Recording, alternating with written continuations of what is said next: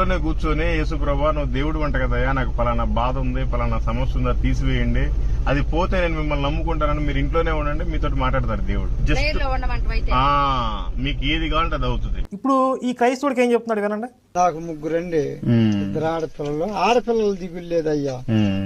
ఈడు ముందు తాగటం.